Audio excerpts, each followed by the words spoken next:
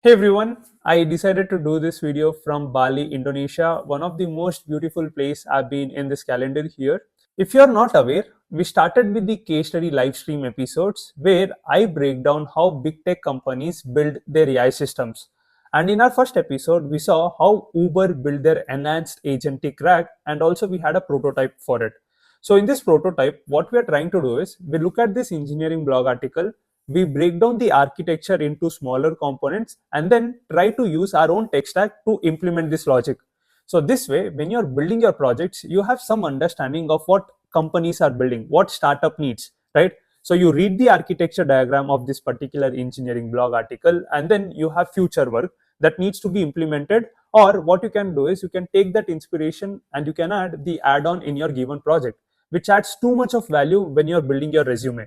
So this was the main agenda or goal to start with this live stream and as well as this particular playlist series. So when I spoke to few folks in the Indonesia, I got one feedback saying that, hey, when it comes to live stream, it's too big. It's like you have 1 hour, 40 minutes. What if you do live streams and then you have the overview videos? And I was like, okay, this is something a good idea. What I need to do is I need to come up with more videos where some of it is recorded, some of it you have overview videos, and whenever I feel this particular video needs live stream, we'll also come in the live stream and solve the other doubts as well. So I decided to start with the overview videos and as well as pre-recorded. So in this video, let's try to break down how Uber built their agentic RAG, which we already covered in our 1 hour long live stream. So where we actually built the entire prototype on how they store their data inside VectorDB, then how they use hybrid search, then how you can use LangGraph, and as well as how you can build your evaluation pipeline. So with this, let's get started with this video. This is the article that we will be referring, and the article name is Enhanced Agentic RAG, What if Chatbots Could Deliver Near Human Precision. Now, if you check out this article below, you have an architecture diagram. So in this architecture diagram, they have mentioned what components they are using to save your data inside VectorDB, and as well as they're showing how they're using the search, and after the search, what technique they are using, and then now they're using their agentic pipeline to answer the user question. And then they also have pre-prod metrics, which is mainly using LLM as a judge. And we have done 2 live streams where I've showed how to build LLM as a judge evals. And once this is done, you also have your prompt configuration. So we will use LangGraph and we will implement this solution. So the VectorDB and the LLMs, we are not sure what they're using, right? So in our case, we might use anything, but the end goal is to implement the solution and try to understand why they use that particular logic. Let me start with the research part. Now that you know this is the architecture diagram, again, this is too big. What we'll do is let's try to break down this one step at a time. We will start off with offline document processing. If you look at the first component, you have knowledge documents as GDocs. So let me tell you what this particular component is about. The goal of Jenny, which is the Uber chatbot, is to answer the user policy documents, right? If you have any questions related to policy documents, you can ask the question and then you can generate the response. So when it comes to the knowledge documents, you have the policy documents, and here GDocs is nothing but whatever data you have, you are converting the data into Google Drive format. The reason why they are using Google Drive here is you have your data which might be in PDF, you convert this PDFs into Google Docs, and once it is in Google Docs, later you can convert this into Markdown format. When you're chunking and if your data is in Markdown, it performs well. So this is the first component where they have your policy documents and you're loading it into Google Drive and then you're converting that into Markdown format. And now if you see, you have Google Doc API. So they are extracting the content. Here you have raw documents. And once you have raw documents, you have your content extraction. Now, if you look at this code, it's a very beautiful code.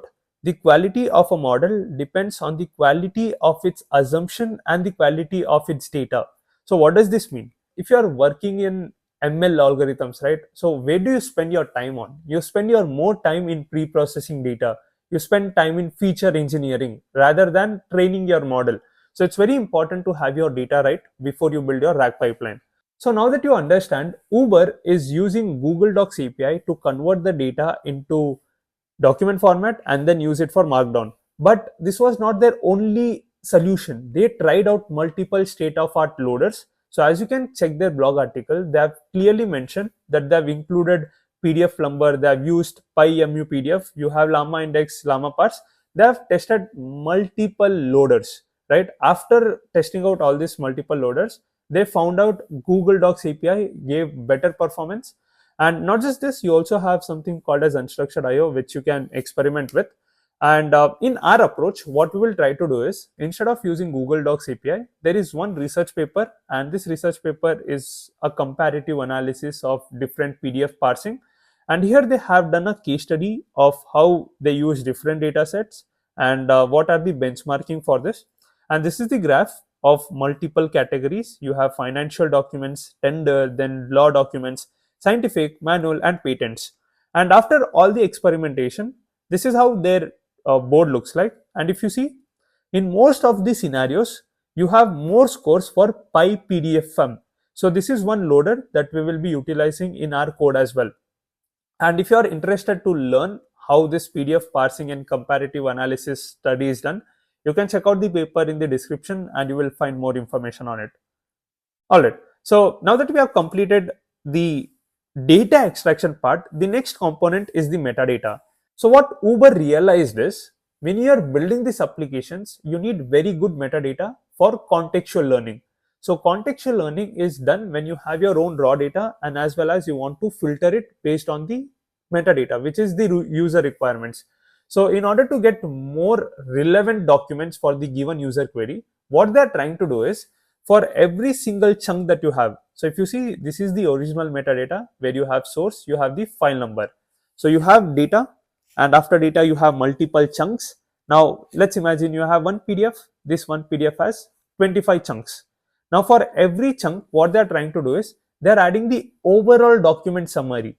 So overall document summary, it is same for all the 25 chunks that you have, right? So this is very important to understand. You have same document summary for all the chunks, and then additionally you will have chunk ID, which is unique for all the chunks. Then you have chunk FAQs, which is frequently asked question.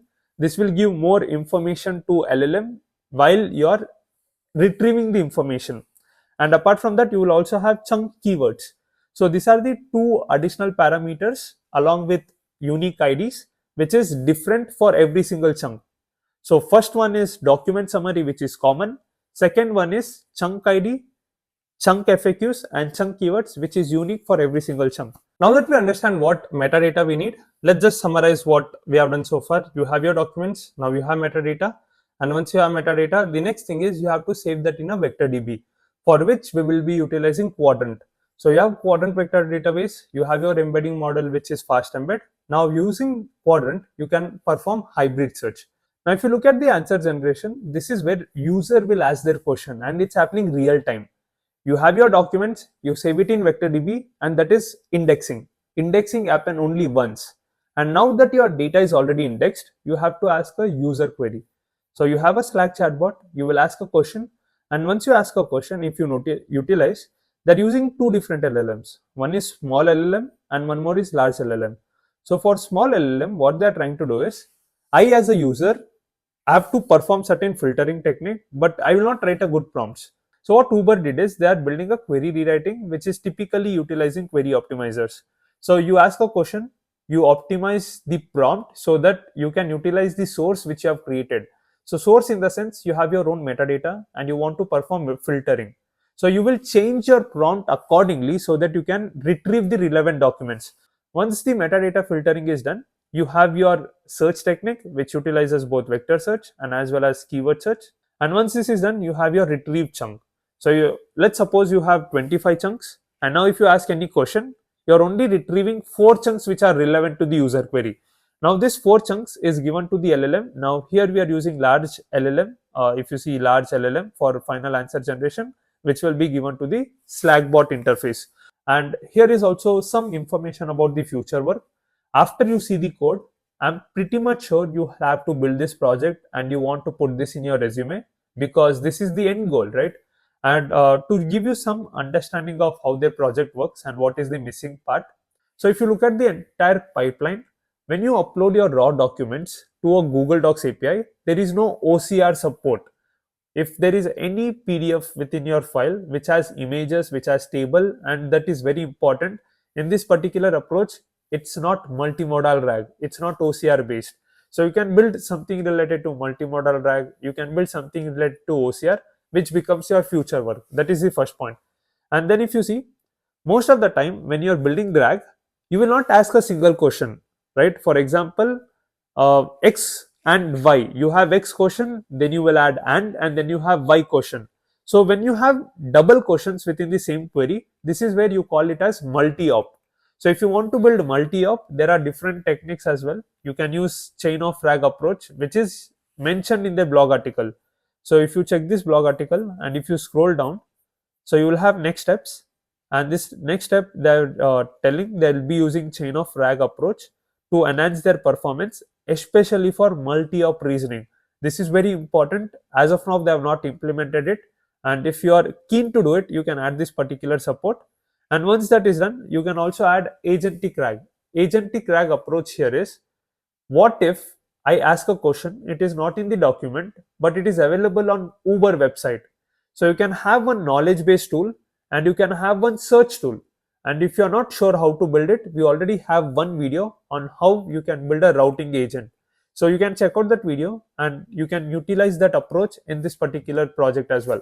So these are some future work. If anyone wants to build something on the top of the prototype that we have built, then this is what you need to do. This is the prototype, this is the future work that will make your project better, and this project is worthy to be added in your resume.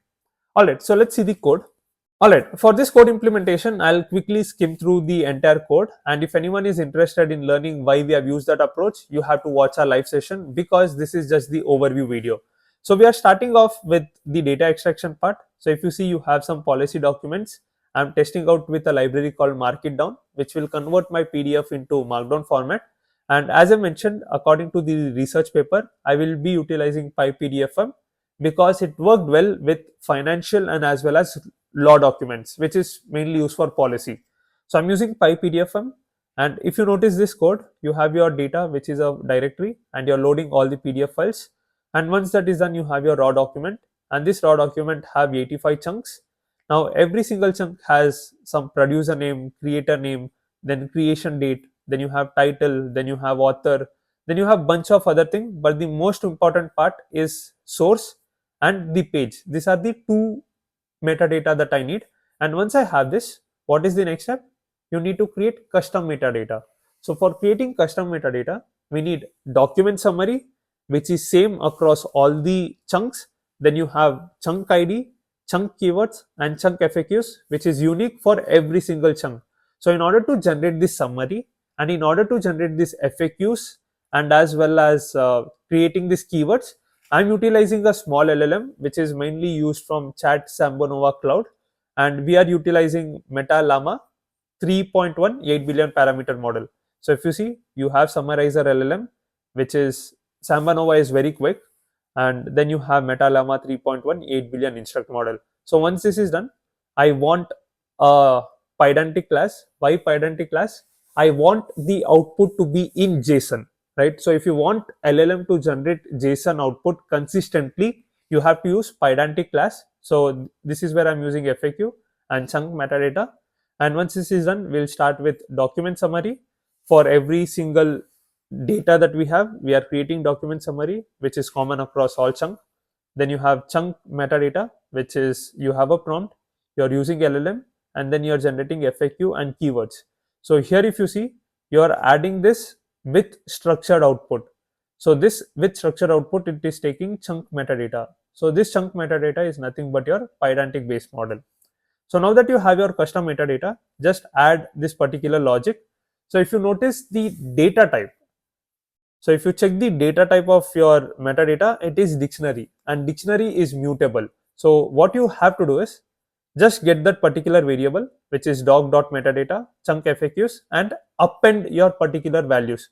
So this is how you add your values inside a dictionary. So dictionary is mutable. And once this is done, what you need to do is you need to save your data inside VectorDB. So for VectorDB, you need your dense embeddings for vector search. You need sparse embeddings for keyword search, which is your beyond25. So now if you see, I'm using Qdrant client, which is my vector database, and here I have fast embed. So fast embed has text embeddings for dense vectors, and then you have sparse text embeddings for sparse embeddings. So here we will utilize BM25. So you define your client, then you define a unique collection name. So you have to index only once, and the unique identity is your collection name. You have dense model, which is Gina embeddings, which is open source, and then you have sparse model, which is your BM25. And once you do this, you need to create a collection, and you have to configure what is your dense vectors, what is your sparse. And when you save your data inside VectorDB, there will be too much of memory, right? And if you want to optimize that memory part, we will be using quantization. So for quantization, we are using binary quantization. And once this is done, you just have to index your document. So how does indexing work? You have to loop your entire chunk. You have to get the page content. And if you want to apply filtering, all the metadata will go to your payload. So there are three components you have to utilize here. The first one is ID. ID is unique. Second one is vector. Vector is nothing but all your page content, which is your raw content. And third is payload. In payload, you need to add your metadata. All your document summary, chunk FAQs, and chunk keywords will go in the payload. So now if you see here, when I'm creating the point struct, you have ID, you have vector. Vector is nothing but your entire dense embeddings. So this dense embedding is coming from your entire chunk data. So this has to be saved, your chunks. And once you have your vectors, then you have payload. Inside payload, you have all your metadata. This is very important. You have to define payload, then you have to apply metadata filtering. And once this is done, you can either use upsert or you can use upload to create your indexing. And once this is done, you can use inference. So now if you see till here, what you need to do is you have to save your data. After inference, you can utilize this every single way. This is where you have real-time processing. You ask a query, you define your chunk size, which is how much relevant documents do you need, and then convert that into embeddings. Then use prefetch for both dense embedding and as well as sparse, and then you can just do search. So for search, you have a function called query points. So for query points, you have to give collection name, prefetch, give your query, then dense vectors.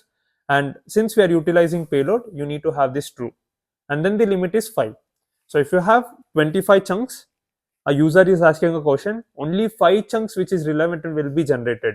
So this is what query points will do. And now if you see, you have query points whose length is 5, and inside this you have payload keys and you have your final response. And for filtering condition, what you need to do is just apply models.filter, apply the filtering condition. Let's suppose you have 10 documents, and whatever question you are asking, it is from this particular document, X document or Y document. So if you want to define that source, you want to define that metadata, just apply that key. Key is nothing but the metadata. You have dictionary, right? In the dictionary, what is the key value? So give that key and then give the match. Match in the sense the value. So this is key and this is value. And then what you can do is you can add this additional parameter, which is nothing but your query filter. And once you do that, you will only get the information that is from that particular source. And if you want to understand how this works, you can check out a live session which is 1 hour long. Alright, so now that we have created how you can use the extraction of your relevant documents, the second part is how to build your agentic RAG, where you are utilizing LangGraph. So here is where you have second component, which is real-time answer generation, where you are using the same inference logic. So if you see, you have dense model, sparse model, and then what you need to do is you need to build your LangGraph nodes. So node is nothing but a function which defines a logic, and then you have edge. Edge is nothing but how your node needs to be connected. So let's understand this. What is RAG? You ask a question, you generate the relevant documents. This relevant documents is given to the LLM for answer generation. So you have two nodes. First node is to search. Second node is to generate. So those are node, the logic. Now what is the edge? Edge is nothing but you start with search, and once you have search has the context, that search will go to generate and generate will end. So this is a sequential edge which you need to create. And in order to do that, we are using LangGraph nodes. So from LangGraph.graph, import state graph, start and end. Then you have LLM, which is your, this one is the large LLM. This one is large LLM. And then you have Samba Nova, which is your small LLM, where we are utilizing Meta Llama 3.1. and for large LLM we are utilizing Gemini 2.5 Flash, or you can also utilize Pro. All right, so now this is done. What you can do is instantiate your LLM. Once you instantiate your LLM, you need to define your state. When you are defining your state, you want some of the components to be persisted, right? You need a state management. So what are the different variables in RAG which needs to be in state? One is the user question. Second is, for the given user question, what was the relevant context? Third is the answer generation. So this is what we will define in the state. And once you have the state, you have your query rewriter. So if you utilize here, I come back to the diagram. So as soon as I ask a question, the first part is query optimizer, and for query optimizer I'm using small LLM. So if you check the LLM part here, you have the optimizer prompt, and then you have response equals to small LLM.invoke. So this is your first component, which is your rewriter agent, and then you have search retrieval. Search retrieval, the logic is same. And the next part is you need to define your answer generation. For answer generation, you have your query, you have your context, then define the prompt. So this prompt is, you should only answer the question if it is from the context. If it is not from the context, you should just say I don't know. This is what RAG does. And once you have the answer generation, just create the node. So if you check the node, you start, then you're building the rewriter agent, then you have search retrieval, then you have answer generation, and then you have end. So this is how we built the node, right? And it's pretty similar to what Uber has done.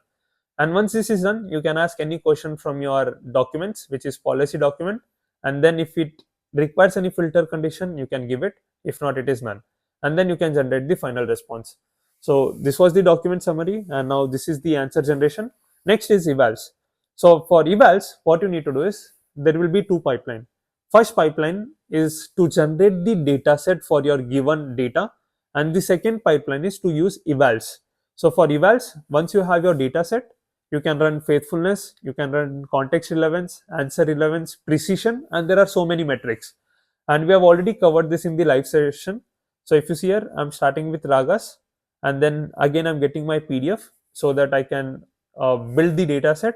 So for data set, if you notice, you have something called as generator equals to test set generator, and then generate with LangChain docs, which was our own framework that we have utilized.